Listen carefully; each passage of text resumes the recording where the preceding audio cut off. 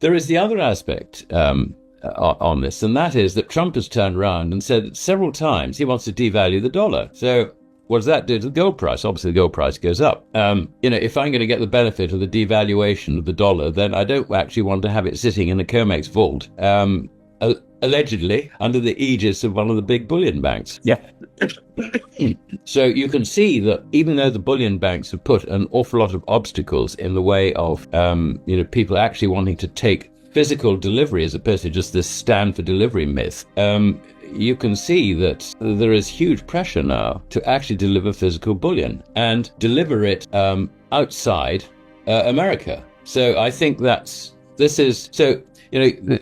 bullion banks are very aware of these pressures. They don't necessarily understand the thinking of these pesky foreigners, but the one thing they do know is they got a problem. And so that, I think, is why they drove up futures premiums over spot. It was part of that bear squeeze, trying to close their liabilities. As I say, the open interest fell by something like 75,000 contracts.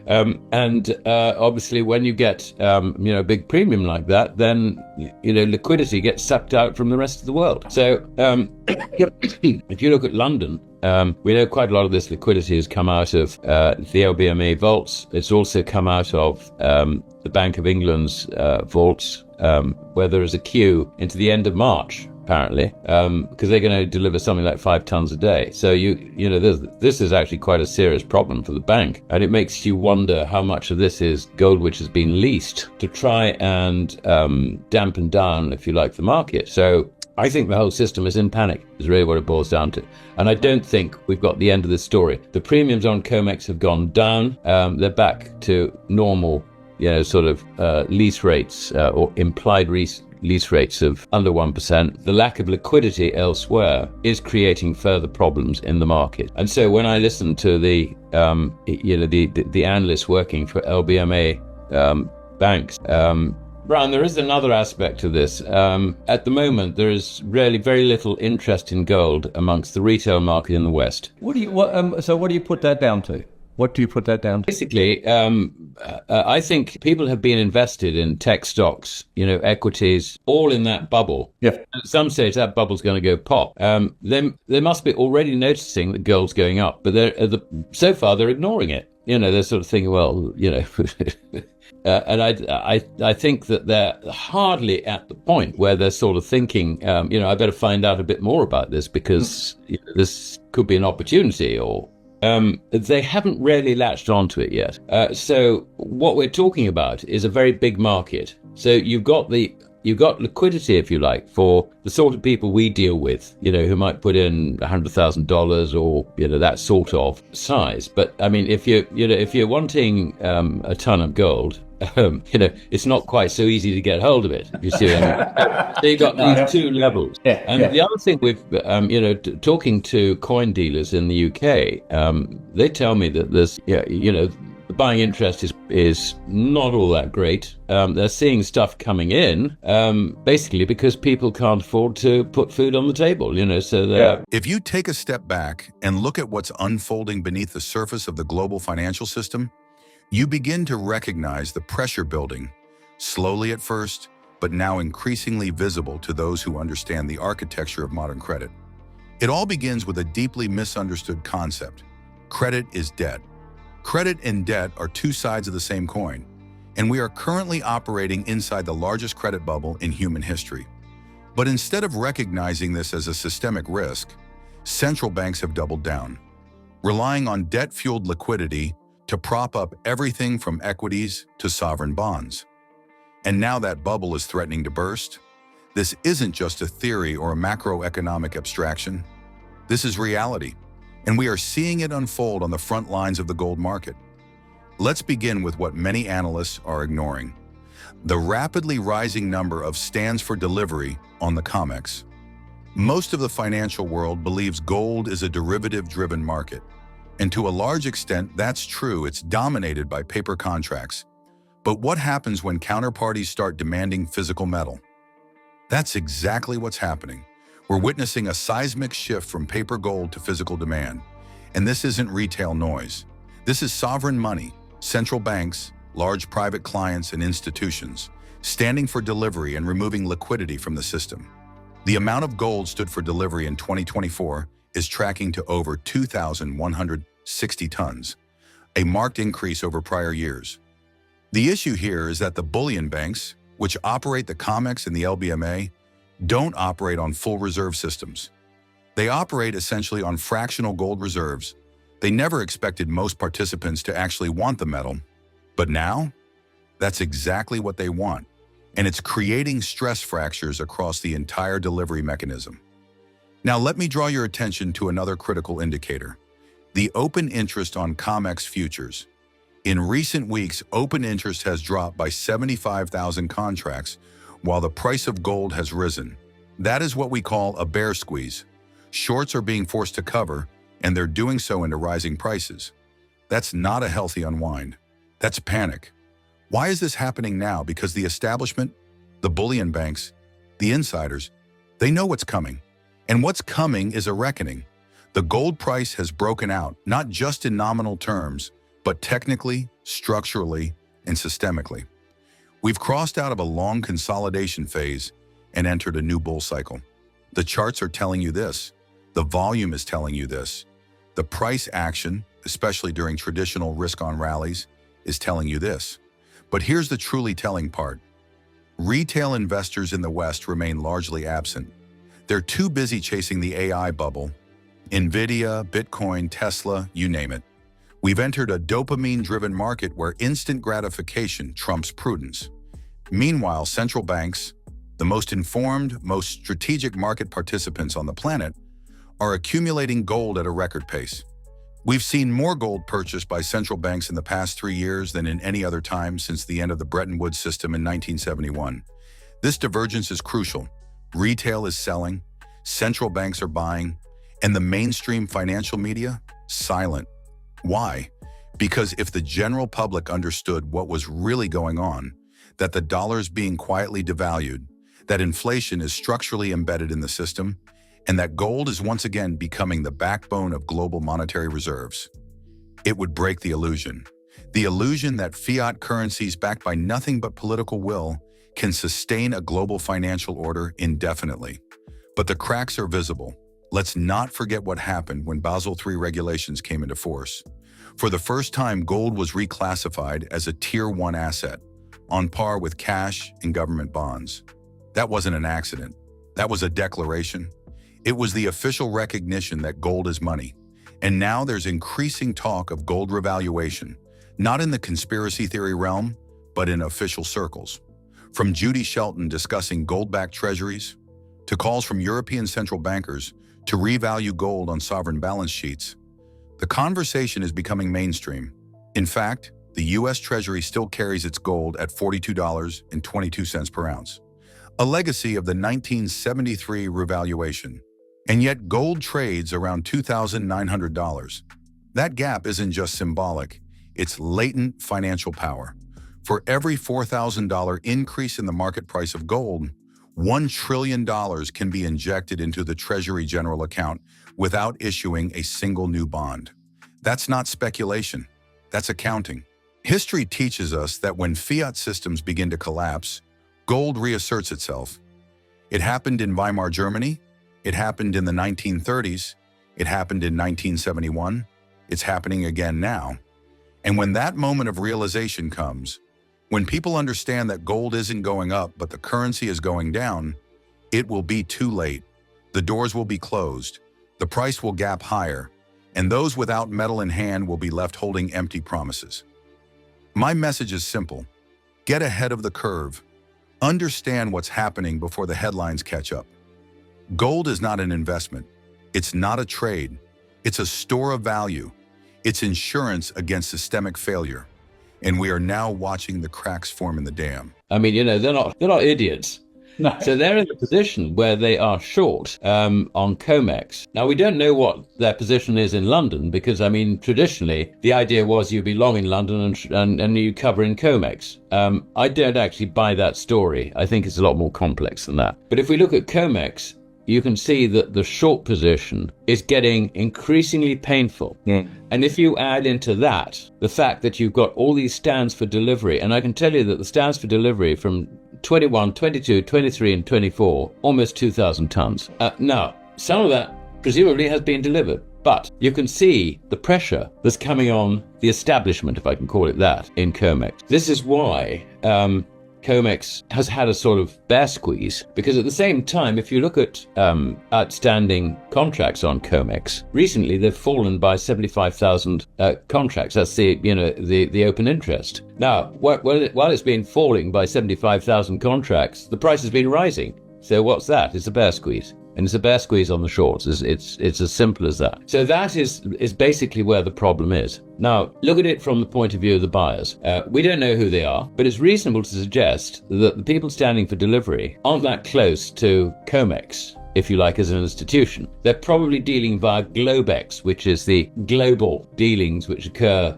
when New York's shut and all the rest of it. So, if, let us say, you are Sovereign Wealth Fund, central bank, a very rich Asian family, and you stood for delivery, you're now looking at this new world with President Trump. And there are two things here which will worry you. The first is that Scott Bessent is keen to set up a sovereign wealth fund, of which the Treasury's gold will be a central part. Now, what Scott Bessent didn't know, but presumably he's now been put straight, so we'll probably go quiet on this one, is that most of the gold just ain't there. It's gone. It was long gone. So the idea that he could put 8,132 tons of US Treasury gold into this new sovereign wealth fund for whatever purpose, I don't know where he's coming from on this, is a complete nonsense, because it's not there. And that brings us to the heart of the matter.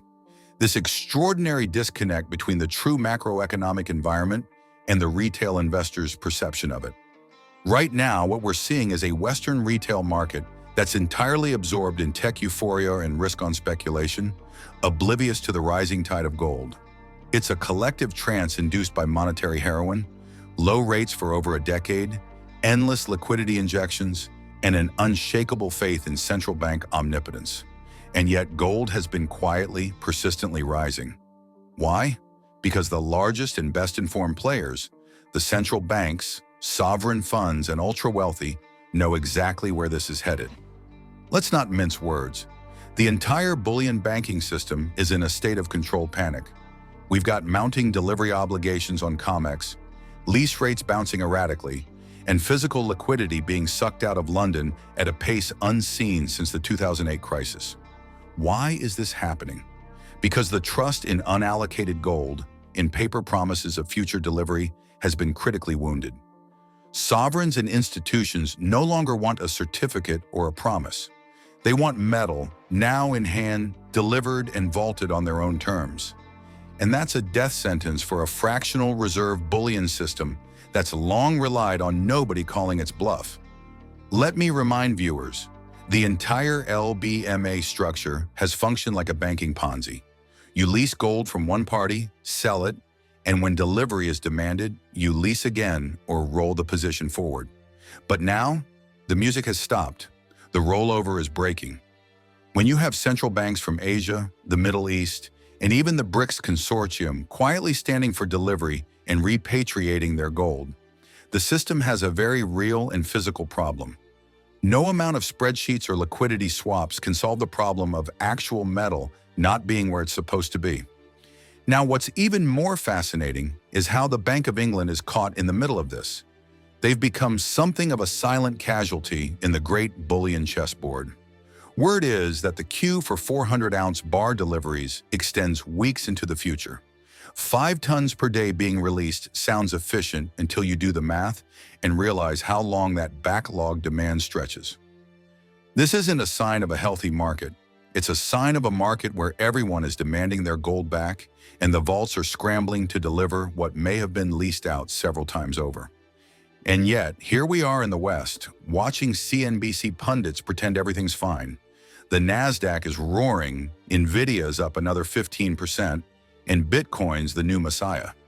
Meanwhile, the very real money, gold, is signaling alarm bells so loud they can be heard echoing across the halls of sovereign central banks. There's a famous saying in markets, when the crowd finally realizes what's happening, it's already too late. That's where we are. Gold is not just rising, it's warning. It's the canary in the coal mine gasping for air. Let's bring some numbers into this to help quantify the madness.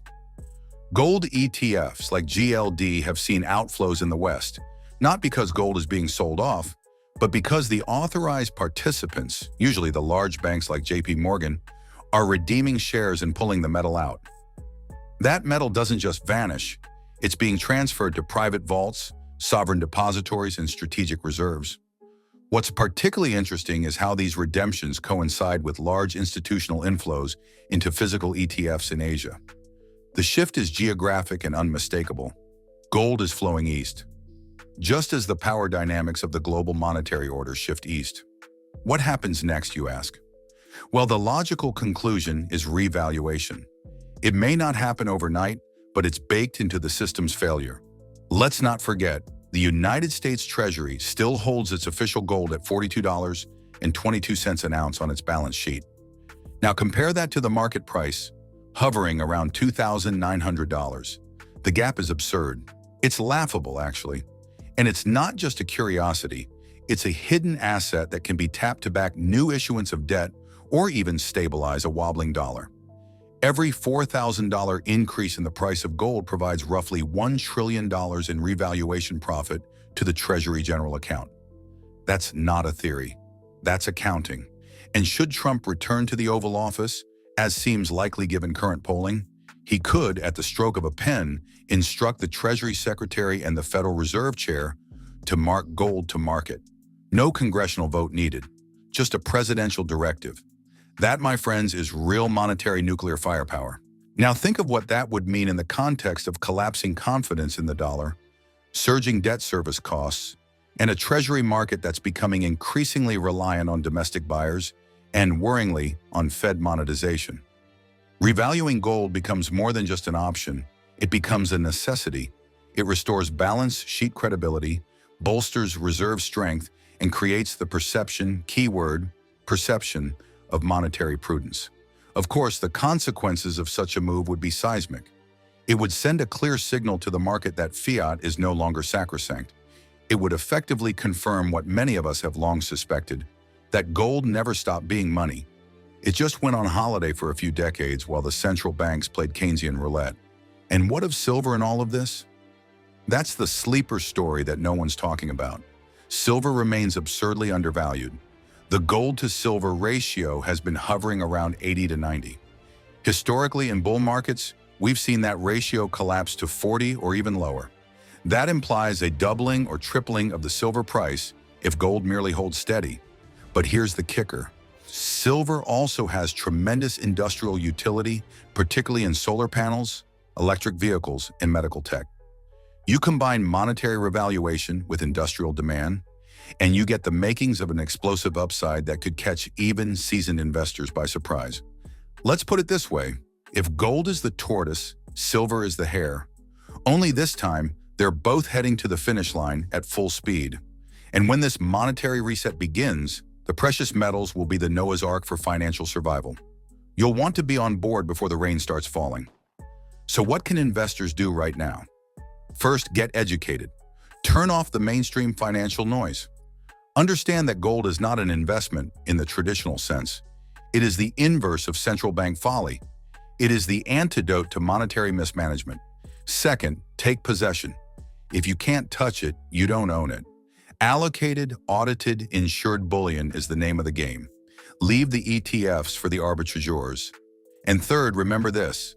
When the insiders are scrambling, it's not time to chase the latest meme stock. It's time to follow the real money. In closing, the global financial system is entering a period of repricing, reordering, and revaluation. Gold, silver, and, dare I say, truth will be at the heart of this new era. The deception of fiat stability is cracking, and the world is beginning to wake up. Will you be prepared when the facade finally collapses? Or will you still be asking why gold is going up while CNBC keeps pumping Nvidia? The choice, as always, is yours. Stay informed about the latest developments shaping the precious metals markets with regular updates from the Finance Daily team. Not only that, but as a subscriber, you'll also receive timely silver and gold price notifications and early access to groundbreaking news unavailable to the general public. Join our free gold and silver newsletter today, link in the description.